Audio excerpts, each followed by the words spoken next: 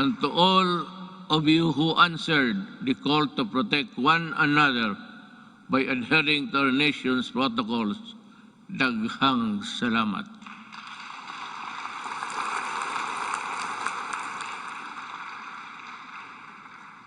But then, let me ask, perhaps you and to myself, what exactly is the state of the nation today? In the light of the pandemic which has paralyzed business activities and crippled even the strongest world's economies. So, where do we go from here? Looking back to our accomplishments. In my first SONA, I laid down with utmost commitment and resolve the overall direction of my presidency. A comfortable life for all Filipinos anchored on a people-centered approach to development and governance. If I remember correctly,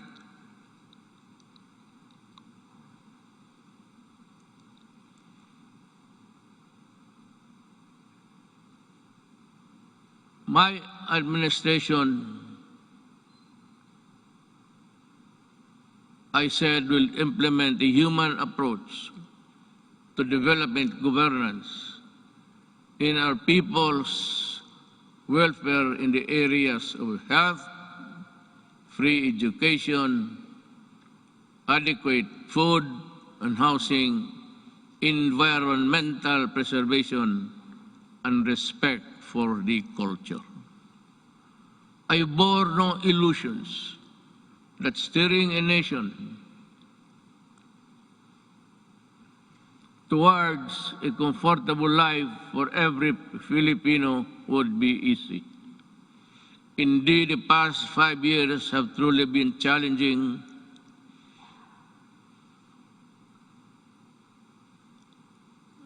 and humbling.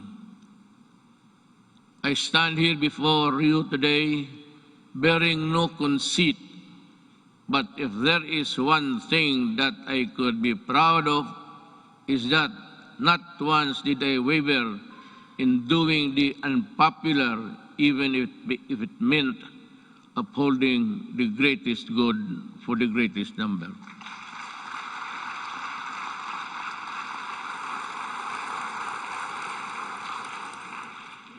Before I took office, our country was beset with communist insurgency scattered across the nation, a separatist movement that sought to divide us on the basis of religion and religion's deficiencies, and the proliferation of illegal drugs and criminality. Our armed forces were ill-equipped to deal with internal and external threats, while the police force had been overwhelmed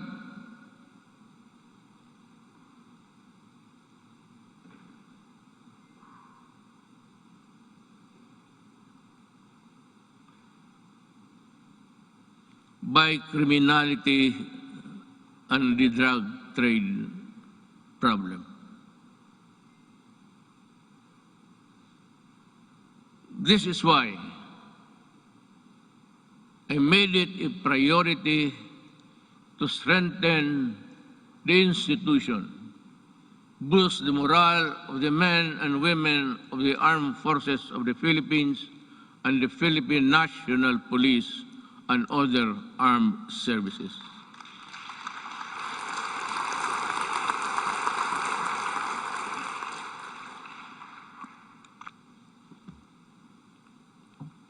Again,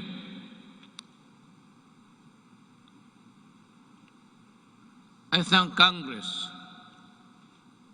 for working with the Executive Department in enhancing capabilities of the AFP and PNP through our modernization program. In 2018, we raised the salaries of our military and uniformed policemen and personnel to a level commensurate to the critical role they play in upholding national security and maintaining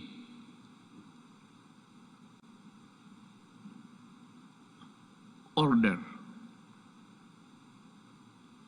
I am asking Congress to pass a unified system of separation, retirement, and pension of military and uniformed personnel to maintain government fiscal flexibility and provide adequate benefits and remuneration to our men and women in uniform. This shall apply only to the new entrants of the military and civil. Hindi ho lahat. Cannot be that we have to pay so many, even the salaries of the retired. They get a chunk of the big budget. And if we include the new entrants, the funds available for them would not be enough. It is also high time for us to pass a law providing free legal assistance to AFP and PNP officers, enlisted personnel,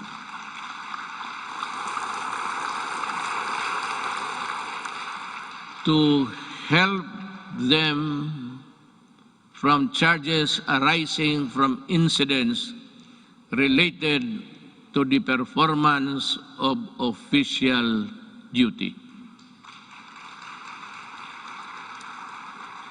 The continuous upgrading of our defense capability shall ensure that we shall uphold our territorial integrity and sovereignty from external and security threats.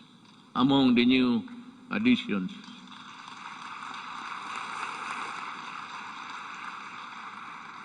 we welcome the country's 2 missile-capable warships to enable us to protect our seas by providing them with necessary equipment, by enhancing their professional capabilities, and looking after the families of the soldiers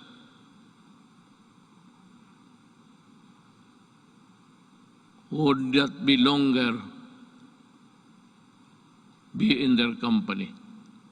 We do not only strengthen our military and police institutions, we also inspire them to serve this nation with the highest degree of loyalty and patriotism. We enable them to carry out their mandate to defeat all enemies of the state, whatever the cost. Indeed, I am proud of the accomplishments of our troops in securing our nation against all threats to our democratic institution.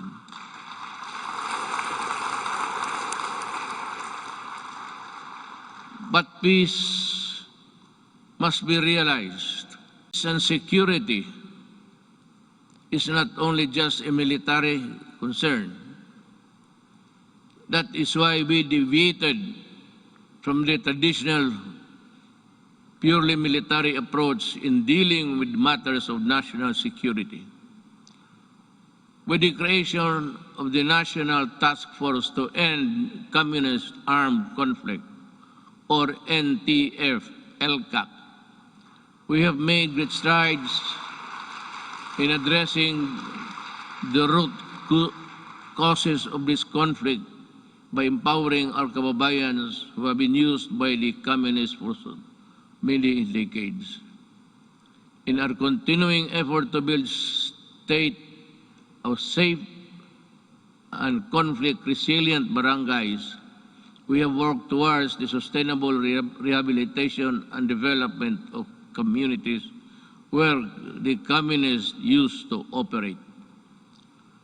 Through the NTF-ELCAC, we invested in farm-to-market roads, school buildings, water and sanitation,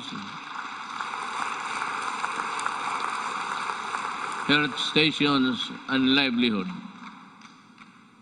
Alam mo, kasali na tayo dito lahat. Always, every law or every regulation must pass Congress, of course, to the President. But sometimes, in our,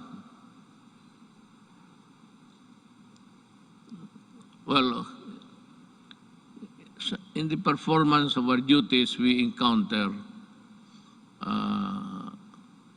the not so nice of confronting each other. But because of these interventions, more than 70 former 70,000, 17, former communist rebels have surrendered to government. They have returned to the folds of the law and are happily reintegrating programs or the local eclipse.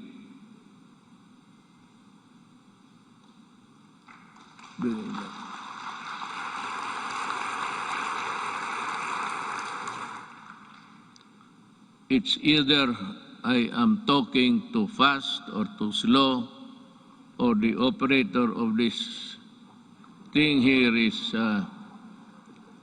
drowsy.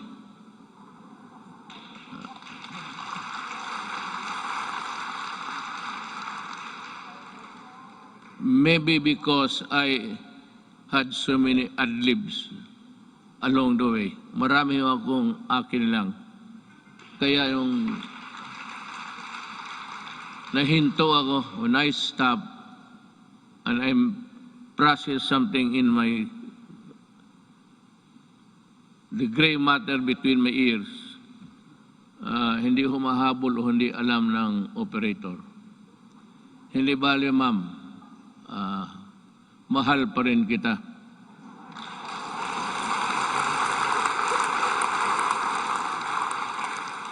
Lalaki ba ito o yung mga babae? Kagabi yung mga babae, sila? Sabihin mo sa kanila, magipagkita ako maya.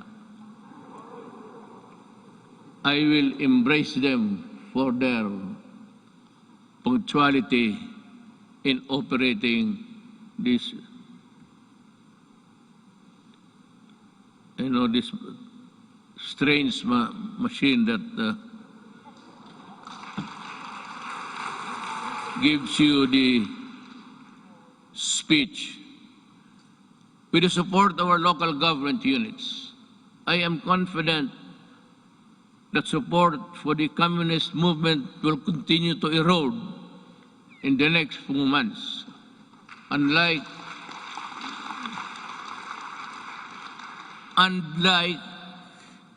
the decades-old Moro rebellion in Mindanao, we also bring an end to the armed struggle of the communists once and for all.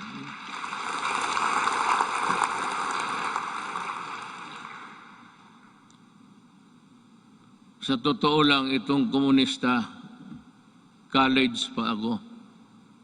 Hanggang ngayon, ang mga sige pa rin. So, speech mo lang ito, kunwari lang, pero ang totoo, there's a lot of fighting going on in the countryside. But I'd like to credit the police and the military for destroying so many communist fronts. I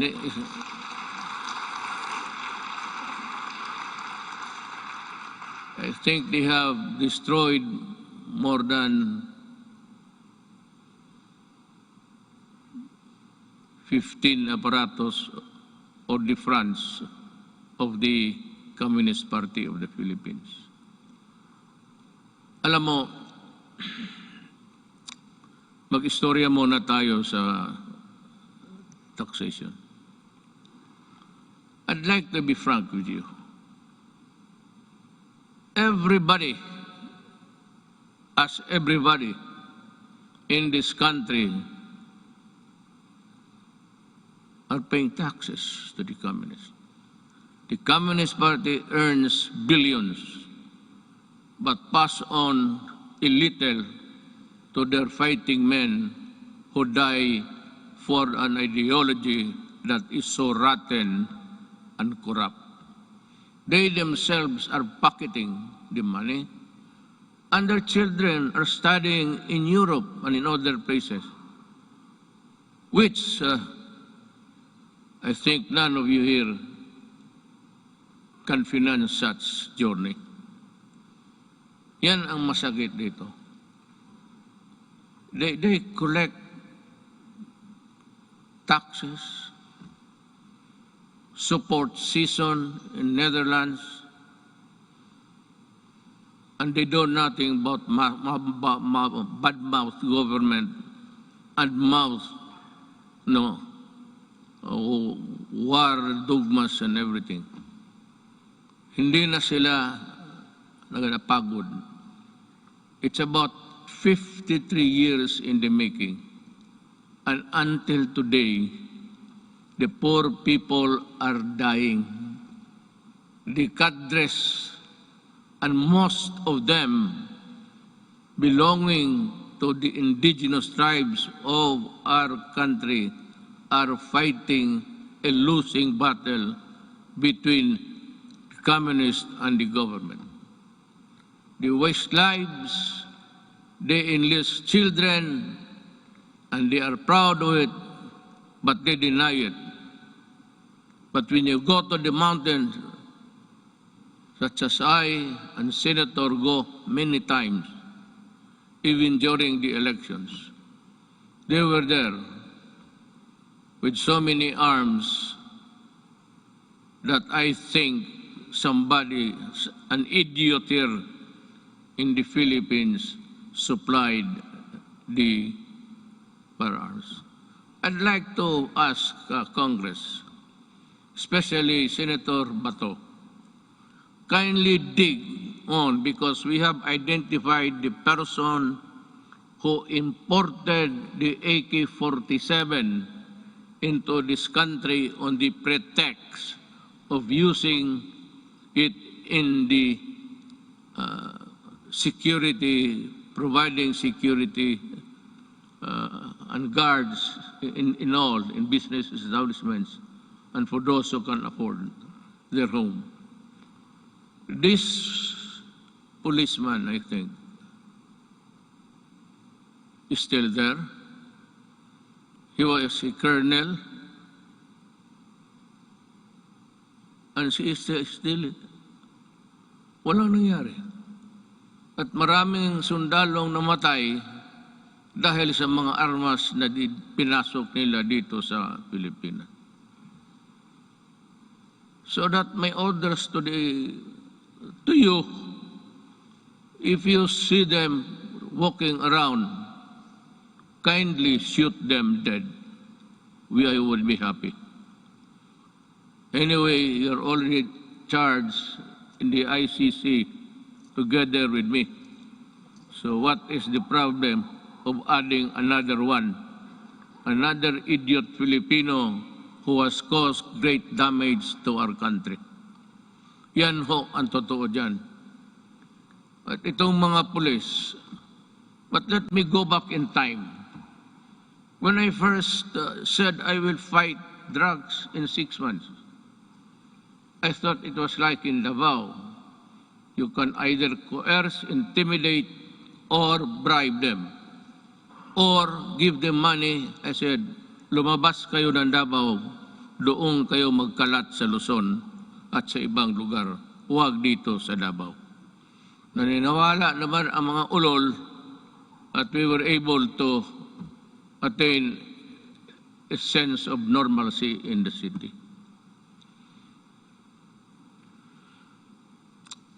Yun ho ang totoo. There are people charged with corruption and even going to prison for just maybe not telling the truth in their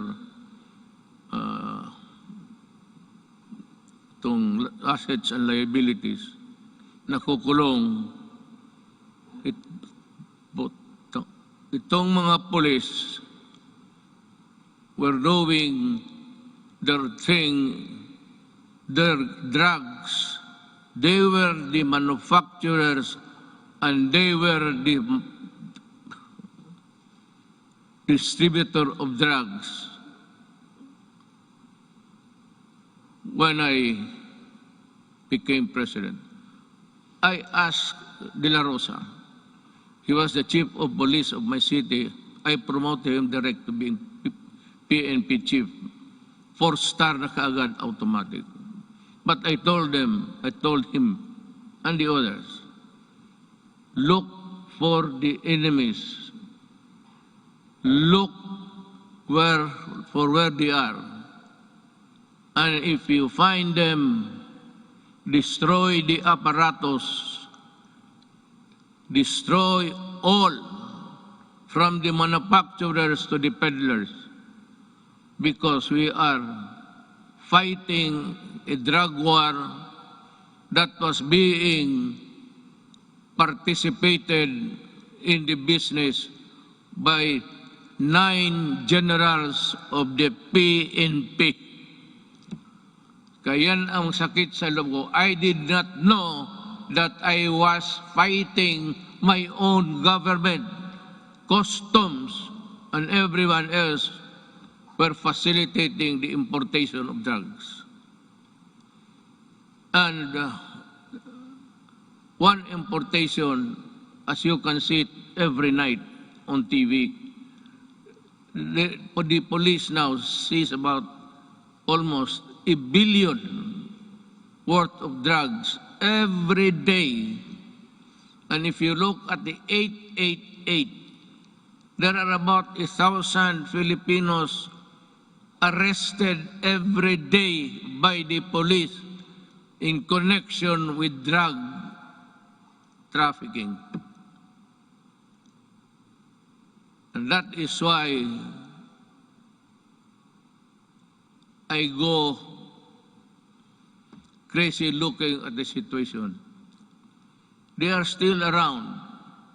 We do not have the laboratories now because nawala na sila. At itong naiwan ngayon are doing the importation. The citizens of another country cook their shabu in their in their tugboat or something, and they threw out the product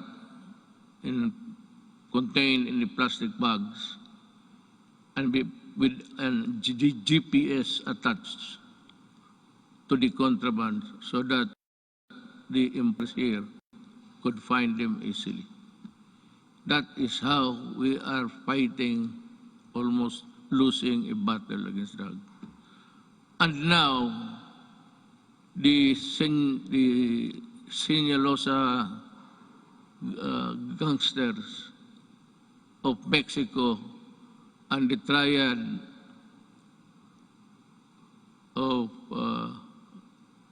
Laos in that area. They are busy cooking, and we have the Filipinos here with nothing in their mind except to destroy a nation, distributes them. That is what I said. I've been asked the question, and several times I gave the answer. I am a Filipino, and I love my country. I do not want my country in disarray because of drugs. I do not want families break up and become dysfunctional. Yun ang masakit sa akin. If you want to destroy a family, look for a way of the member or a resident of that family home. Biglang mga droga. Pag nandyan na yung droga at they are hooked, and that is the end. Sometimes families are separated because of drugs, becomes dysfunctional, at yung mga masawa magpunta doon sa abroad, ika nga, to look for jobs. And you know, in the Middle East, I am not attributing it to any particular country, but there are tribes in the Middle East who are employing our Filipino citizens, and they are uniform. Everybody who comes here home asks them how many hours of sleep they have. They said it's only 3 to 4 hours. And the food is hagwas. And the sacrifice because they send money to the families back home. And thinking all the time that the money was spent usefully, only to realize when she comes home that